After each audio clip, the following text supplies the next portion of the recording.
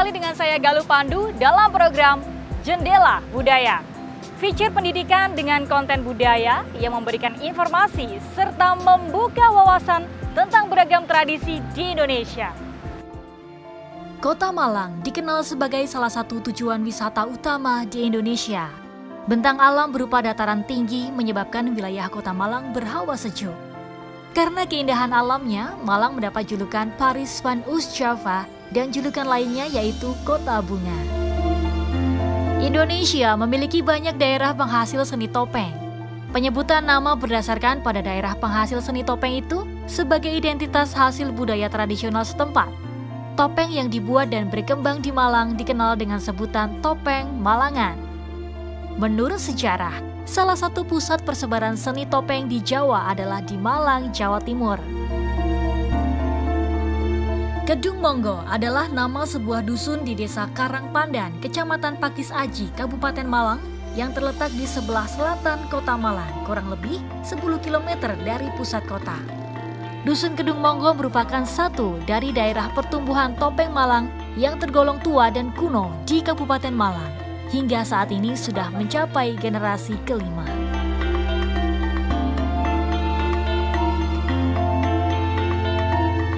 Berbicara tentang Malang, ada salah satu ikon yang identik dengan daerah ini, yaitu seni topeng Malangan.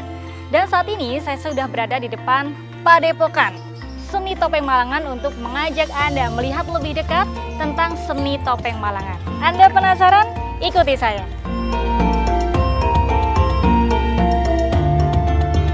Di dusun inilah terdapat Sanggar Seni Asmoro Bangun yang didirikan oleh Maestro Topeng Malangan, Karimun.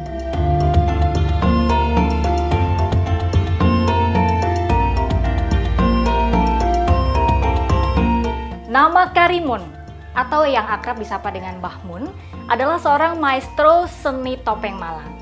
Beliau merupakan seorang seniman pembuat sekaligus penari wayang topeng Malang. Beliau dihormati sebagai seniman topeng Malang yang telah menghidupkan, melestarikan, dan mewariskan topeng Malang. Tidak hanya kepada anak keturunannya saja, tetapi juga pada masyarakat lingkungan sekitarnya. Berkat kegigihan beliau untuk melestarikan topeng Malang, berdirilah Sanggar Asmoro Bangun di Dusun Kedung Monggo. Keberadaan sanggar ini masih eksis hingga saat ini merupakan jejak karya budaya sang maestro.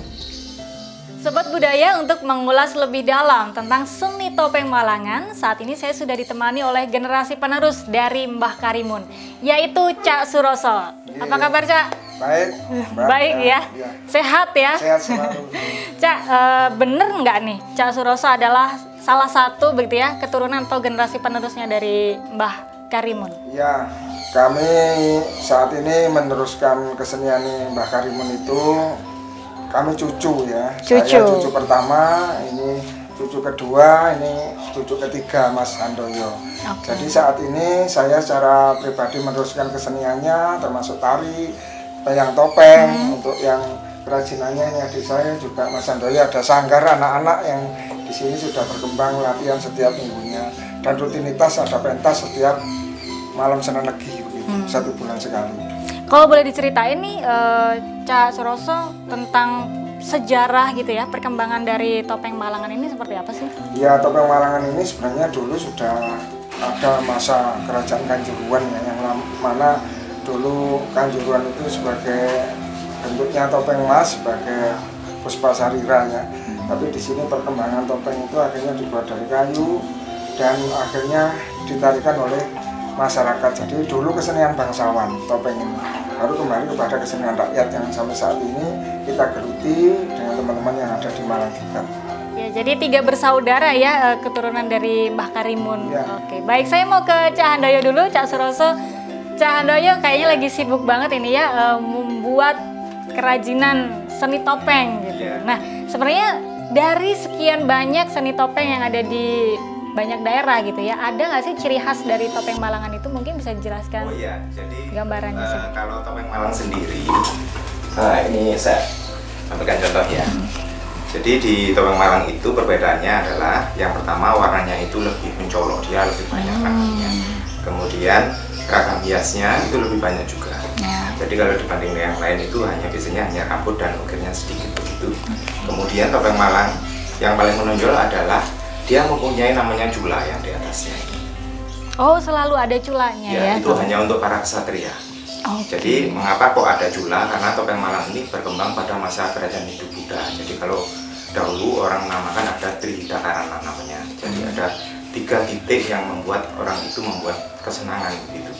Jadi ada namanya urna, ada sinom, dan ada jula. Jadi urna ini berlambang dari sifat manusia. Manusia itu mempunyai 4 sifat, yaitu dia bisa baik, bisa jahat, bisa suka humor, dan seperti binatang. Kemudian sinom ini adalah berlambang dari alam semesta. Isinya ada tumbuhan dan binatang. Tumbuhan itu yang memakai adalah tokoh-tokoh yang baik. Jadi seperti tokoh Panji begitu, dia ada motif bunga, daun, dan sulur. Kemudian kalau untuk tokoh binatang itu yang memakai tokoh-tokoh antagonis, ada simbol binatangnya di sampingnya. Itu namanya sumping, itu di samping. Kemudian ada jula. Jula ini berlambang dari penguasa atau Tuhan. Dia adalah pengendali dari alam dan manusia. Kemudian memakainya pakai tali.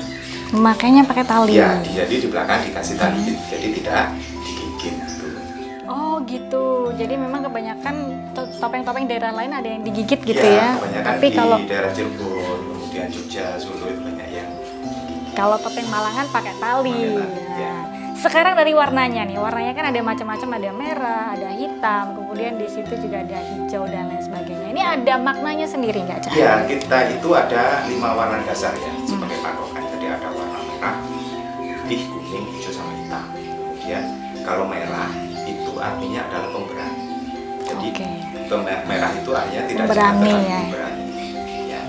Kemudian yang kedua putih itu artinya suci setia. Yang ketiga itu kuning, itu artinya ceria, kesenangan. Dan yang keempat adalah hijau, itu kedamaian, kesuburan, hijau. Kemudian terakhir itu hitam, hitam itu bijaksana. Hitam bijaksana. Ya. Nah, selain warna, apakah ada ciri-ciri lain dari topeng yang bisa membedakan karakter satu dengan yang lainnya, Cak? Ya, jadi kalau di topeng Malang kan ada 76 karakter topeng itu kami bagi menjadi 4 kelompok. Jadi tokoh yang baik itu ciri-cirinya matanya namanya mata gabahan, jadi seperti buyur padi. Gini ya? Iya, matanya seperti buyur padi. Kemudian dia hanya senyum, ya. Senyumnya tapi tidak terlalu lebar, hanya senyum begitu. Dan motifnya itu ada bunga, daun, dan sulur. Seperti ini ya? Di atasnya itu. Kemudian yang kedua, tokoh antagonis atau tokoh jahat. Jadi ciri-cirinya ada matanya bulat, namanya kedelen. Kemudian ada taringnya biasanya. Itu terus ada ragam hiasnya, ada simbol binatang di sampingnya. Kemudian yang ketiga itu tokoh abdi atau pembantu. Itu biasanya bentuknya lucu. Iya, jadi tidak ada ragam hias di atasnya, hanya polos saja gitu. Kocak gitu ya. Kemudian yang keempat adalah tokoh binatang. Binatangnya tapi tidak semua binatang, hanya beberapa binatang untuk melengkapi cerita Panji. Jadi 4 itu aja ya? Berarti tidak ada tokoh yang tidak berguna gitu, Cak ya?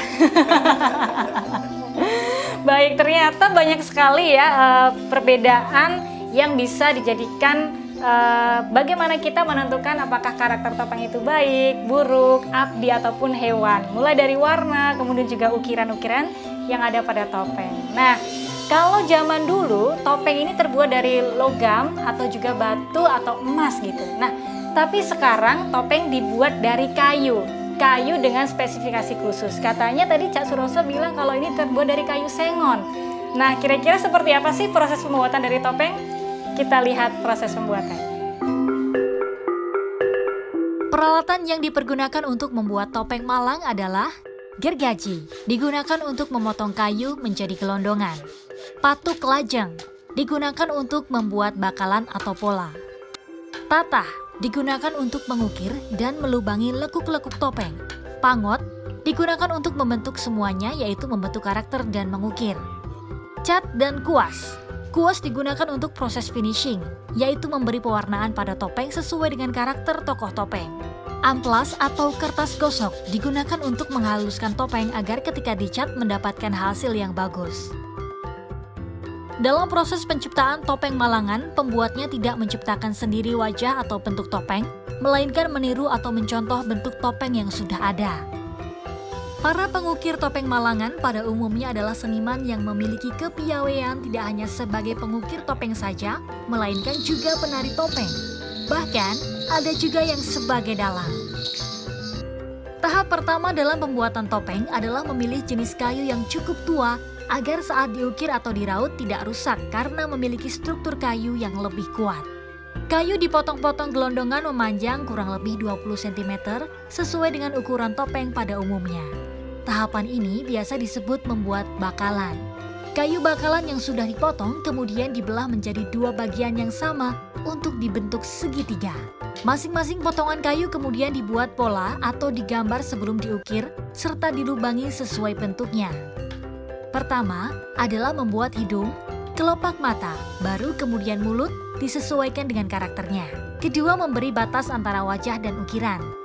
Ketiga, memberi sketsa wajah dan ukiran untuk membentuk karakter. Setelah terbentuk sketsa wajah, maka langkah berikutnya yaitu melubangi bagian belakang topeng untuk wajah. Kemudian permukaan topeng dihaluskan dengan menggunakan kertas gosok. Masuk pada tahap finishing, topeng yang sudah halus dicat dengan warna dasar putih. Setelah itu dilakukan penjemuran di bawah sinar matahari langsung. Untuk warna putih menggunakan bubuk batu kapur atau gamping. Warna merah menggunakan pupus daun jati. Warna hijau berasal dari daun petai Cina. Warna kuning dibuat dari kunyit. Warna hitam dari arang yang ditumpuk dan dicampur dengan minyak kelapa.